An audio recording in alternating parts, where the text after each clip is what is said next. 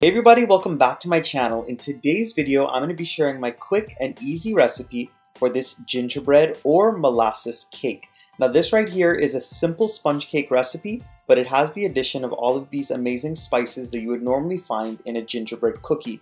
This right here is definitely something you should try for this holiday season because it was soft, it was moist, and of course it was delicious. I want to give a big shout out to Soogrim for sponsoring this recipe today. A big thank you goes to Mr. Ron Soogrim. He's a wholesaler of different vegetables, herbs, as well as dried goods such as this amazing high quality molasses as well as Ceylon cinnamon powder. If you all want to purchase some of these items, I'll have his number and email right here on the screen and in the description box down below. Give him a call or shoot him an email and he will get those items shipped straight to your door. The first thing that we're going to do is go ahead and cream our butter and our sugar together. Just like with any good cake recipe, you have to start off by creaming this butter and sugar together very well until it is light and fluffy. So into my mixer, I'm going in with my softened butter. If you wanted to, you could use salted or unsalted butter for this recipe. It depends on your own taste and preferences. I'm also going to be going in with some brown sugar.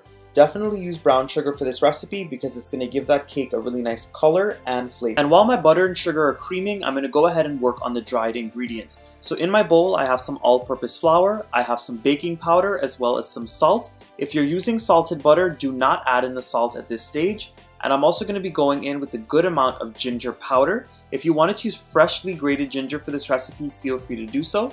I'm also going to be going in with some ground cloves. I'm also going to be going in with some freshly grated ground nutmeg. And the next thing that we're going to be going in with is one of the main flavoring ingredients here. We're going to be using the Soogrim Ceylon cinnamon powder. Now this stuff right here packs a punch. You do not need a lot at all because it's very flavorful. So we're going to add some of that in, and I wanted to let you all know that all of the ingredients and measurements are going to be in the description box right below this video. So click on the drop down menu and everything will appear.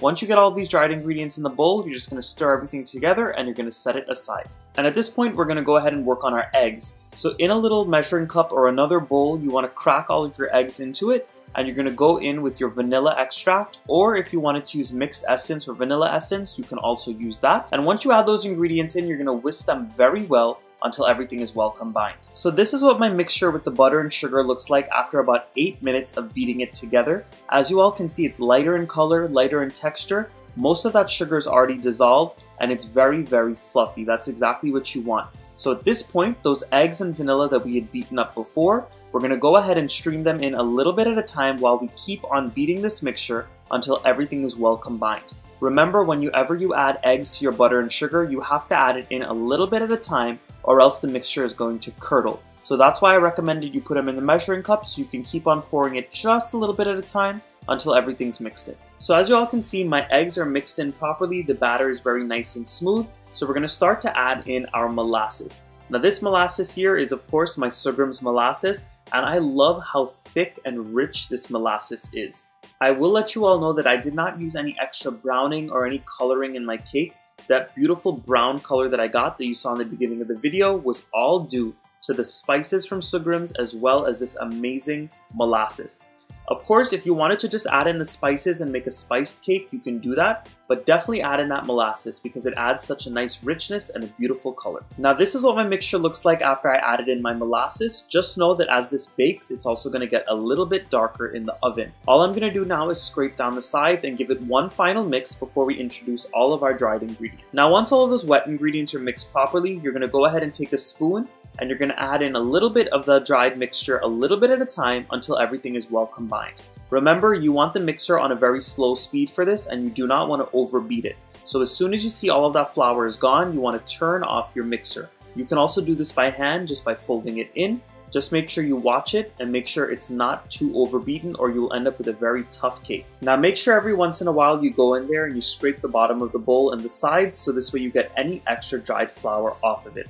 And you're going to give it one quick final mix just for a couple of turns, and then we're going to get ready to put this in our pan. So over here I have a 9-inch circular baking pan, and in it I went ahead and I lathered it with some butter, and I went ahead and I sprinkled some dried flour, and I made sure to grease it very, very well. At this point I'm adding in all of my batter. I'm going to smooth out the top very well, and I'm going to put it into my oven that I've preheated to 350 degrees, and this is going to bake for about 45 minutes. You want to go ahead and check it every once in a while with a toothpick to see if it's actually done.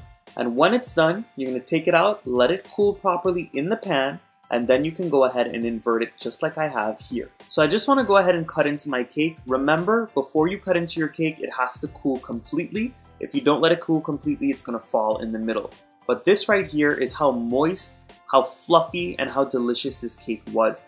Definitely give this a try for the holidays. It's great for when you have guests over, great for a quick little snack with some tea or coffee, and you guys are going to enjoy. If you enjoyed this video today, please go ahead and give it a nice big thumbs up. Subscribe to my channel if you're not subscribed yet, and drop those comments down below. And please go ahead and check out Soogrim's and make a purchase with some of these amazing products. His information will be left in the description right down below this video, as well as on this screen. I'll see you guys again very soon with a new holiday recipe. Until next time, guys, bye!